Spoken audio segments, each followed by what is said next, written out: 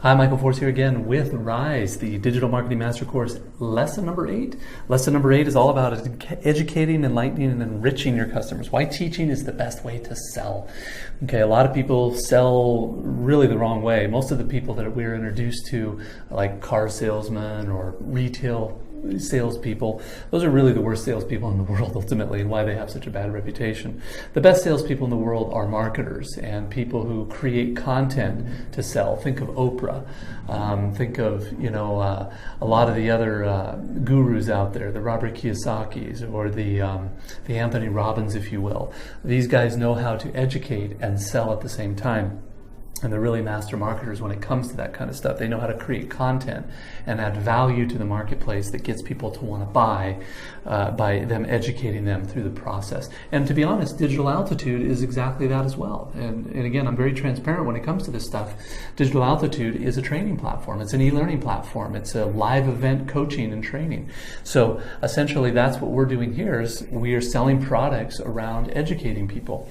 Obviously universities and online e-learning and all the stuff that people have been spending money on for the last 100 years, education, training, that is all around this lesson here. So let's jump into lesson number 8 and teach you really how to teach to sell. And we'll do that for you here. So I'll see you on lesson number 8. See you on the inside. See you there. Hello, Michael Force here again. Welcome to lesson number 8 of the Rise Digital Marketing Mastery course. This is Educate, Enlighten, Enrich. Why teaching is the best way to sell. Let's dig in.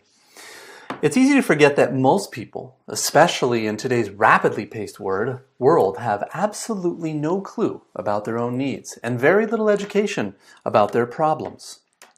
This means that even with so much access to information, they don't have a clue as to how to solve these problems, since they don't even recognize them in the first place. Most people in today's world lay still in quiet desperation, oblivious to what's really going on inside of them. The average human being has so many things on their mind to keep track of and so many tasks demanding their attention that it's hard for them to get the education and information they really need in order for them to truly understand the nature of their problems in the first place. Therefore, our prospects are making all kinds of intuitive guesses about their problems, and as you've probably experienced when you think you understand something, yet you really don't. They attempt to solve the problem but end up only making it worse. In addition to this, when we humans have problems, when we have fears, frustrations, and pain, we tend to pull inward, to become closed off and completely introverted, because when it comes to our own problems, we usually feel too embarrassed to open up. We feel shame and guilt, hesitant to talk to others about our personal issues. Therefore, we go to work on trying to fix them alone, without the help of others, even if we have no clue or understanding on how to solve the problems in the first place. This is an additional example of how we tend to make things worse. So by the time we're desperate enough to get out and try to find help, the situation will have simply gotten so much worse, and at times past the point of no return. Education as you market and sell products and services can be effectively used to help people identify their problems and to help solve them. On our part, educating our prospects can really help credibility and trust, which are both essential precursors to our prospects taking actions. What we're going to talk about now in particular is the concept of education as marketing. Education as marketing is an idea that I originally got from Jay Abraham, again, the modern marketing guru. Regarding education as marketing, Abraham said that when you're selling and marketing, oftentimes you'll notice that your customers themselves don't even know enough to make a good decision, since oftentimes they don't know enough about the problem in the first place. They simply know that they've got a fear, a frustration, a pain that got themselves into a situation where they now have a want, a desire, or an aspiration, but don't know how to get it. So oftentimes these folks need some guidance to help them get to a point where they can make a well-informed decision. In this context, you can really make the most of using education both to help people solve their problem and to help them clearly see what the problem is in the first place. And again, when you educate and provide useful information, if you do it well, it helps build credibility and trust, both of which are essential for your prospect to take action. People won't make decisions in your favor. They won't buy things from you or invest their hard-earned money and time in your product or service unless you have some sort of trust and credibility with them. And to earn this trust and credibility, education as marketing can be used effectively for specifically that purpose. Now I'd like to talk to you about a form of education as marketing that is exploding onto the internet, and it even has a name. It's called content marketing. This new form of marketing has evolved alongside the mainstream adoption of the internet, and again has become content marketing, which basically has to do with creating content that attracts prospective customers. This is really the ultimate education as marketing in practice, as is typically the form of an educational tip, video, blog article, etc.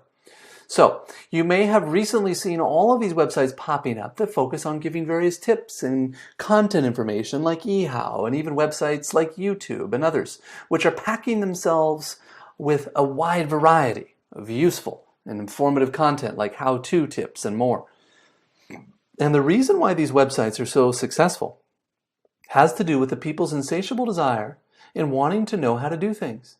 They want to get an education on a topic, to figure out how to solve a problem.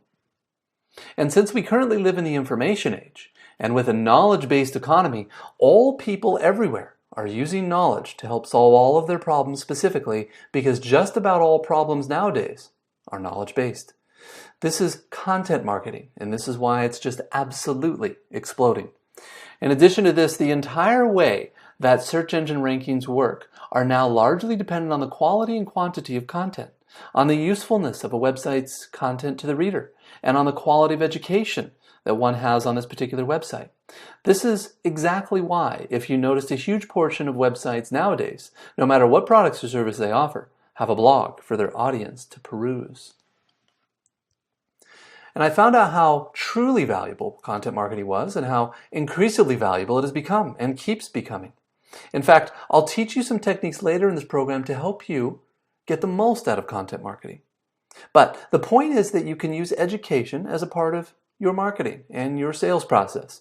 You can create content pieces, educational tips, articles, videos, or whatever that you can put out online, and therefore you can jump on the bandwagon of people that are using the strategy very, very successfully to market their products and services. Now, along with content marketing, we want to be aware of what you might call the content trap, because content marketing is also very alluring to those marketing chickens who would prefer to avoid any kind of selling or marketing. So don't allow yourself to become distracted. Remember that content marketing is also a means to an end. It's not the end itself. Remember that the best content marketing utilizes all of the power tools of direct marketing. It doesn't skip them. By itself, content marketing doesn't pull in highly qualified prospects, doesn't get them interested in your product or service. It doesn't build with them trust and rapport or trigger them a desire or an aspiration. By itself, content marketing doesn't turn your prospect into a customer, into someone who will buy things from you. Rather, content marketing by itself just gives out more information that takes up mind share and takes up more of your prospect's time. It also takes up your time, which especially to you means money and resources. So unless you're using content marketing in conjunction with your other marketing strategies, you're simply doing nothing except giving people stuff for free. So as we're talking about creating education-based marketing, as we're talking about creating content marketing, and as we're talking about creating useful, valuable tips, websites, articles, and videos that will go out and do your marketing, we must not forget everything else. Remember, we're not just talking about making more stuff that people can look at. We're talking about actually making everything where learning here and wrapping up in a form of an article, or wrapping it up in the form of a video, or wrapping it up in the form of an educational tip. We're not going to abandon what we've learned here. We still need to identify our customer. We still need to create a customer avatar and know where to look for them. We also need to understand all of their rational psychology and to identify their emotional hot buttons. We must know the language they use to talk to themselves. Finally, we need to know their fears, frustrations, their wants, lacks, aspirations, and fantasies. And then we can create content. This way, when we create our education marketing, it will be tuned specifically to that prospect, to that avatar, and we'll be using all of the power of direct marketing in order to pull them in, to build trust, and to educate them. But at the same time, it will be educating them in a way that will trigger a desire to make a decision to actually buy your products and services.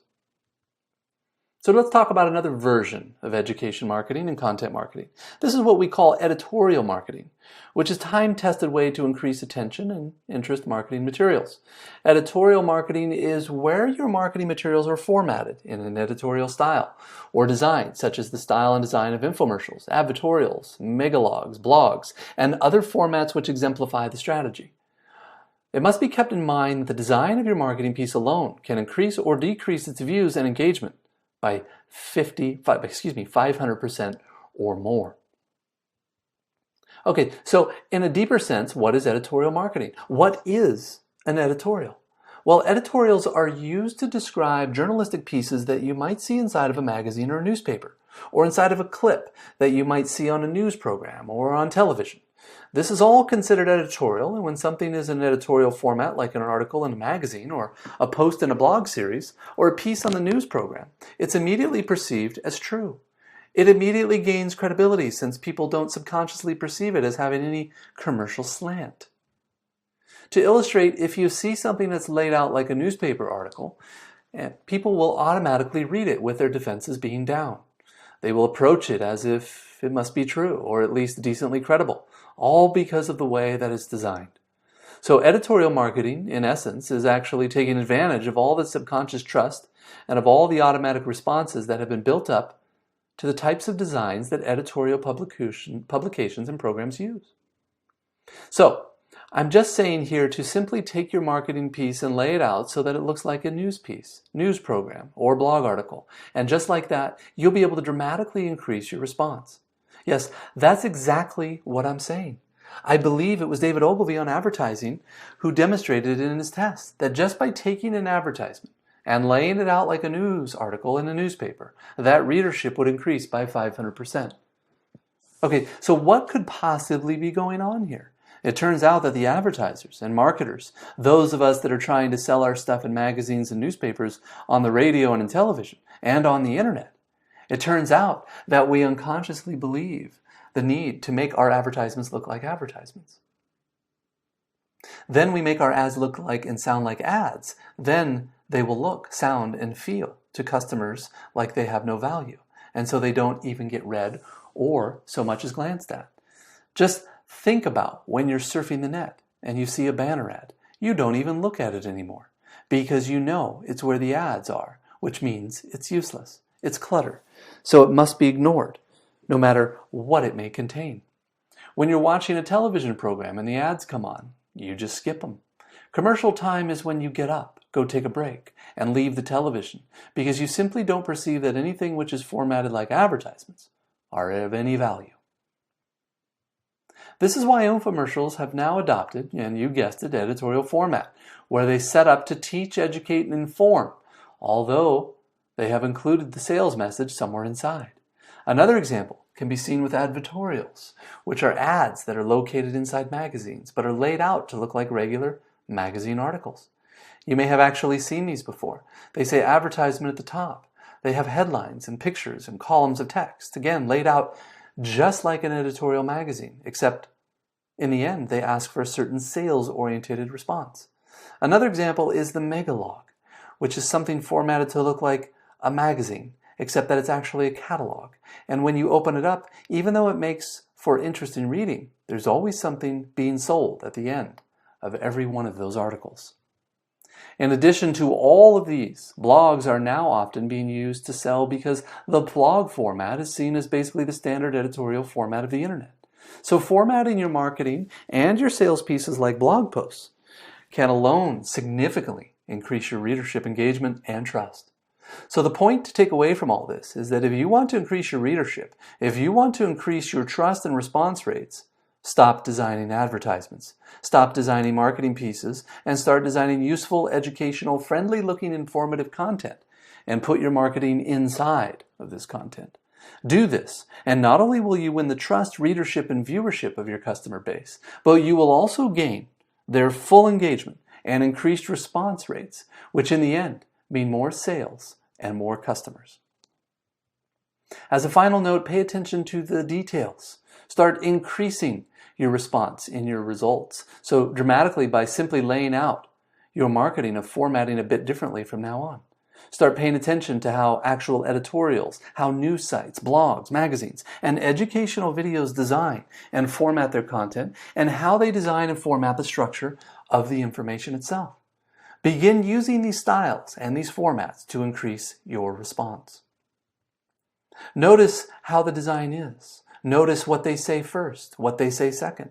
Notice the colors, the fonts, and the alignments. Start paying attention to all the little details, because those little details offer clues that human beings follow to decide what to look at, what to pay attention to, what to trust, and more importantly, what to respond to.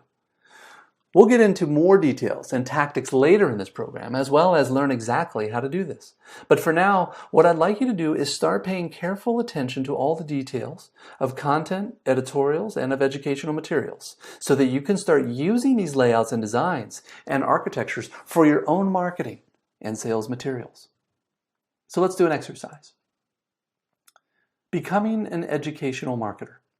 So you've get a pen and paper and to answer these 3 questions in the exercise. First, where does my prospective customer have misinformation or lack of information that is dangerous to them? In other words, what do they know that really isn't so? Or what do they know that could hurt them, or at least could prevent them helping them anyway, in some way? You'll also notice that when your prospects are somehow misinformed about selling or something, or lack certain information which without it would be dangerous to them, you'll notice that just the fact of giving them this knowledge will motivate them to trigger in them the desire to act, which is your entire goal in the first place. Next, what information, if my prospective customers were to learn it, would help them see just how important it is to solve their challenge now instead of waiting? Also, every single time that we have a fear, frustration, desire, or aspiration, you'll notice that we usually don't think through to what's going to happen if we don't take action and solve it now. Especially because people don't tend to take action unless it's absolutely necessary. That's a huge problem, because if we don't solve certain things now, they will usually get worse. Opportunities will pass away, and we'll get into more of a hole than the one they were in before. So again, what information, if my prospective customer were to learn it, would help them see how important it is to solve their challenge now instead of waiting? After knowing the answer to this question, we can educate them by providing them this information. Finally, what types of educational materials can I create that would both educate and sell my products and services? Basically, how could you create educational materials that would educate and sell your products and services and also really feel like high-value content? All right, so let's go ahead and get the answers to these 3 questions, and I will see you in the next lesson. Take care.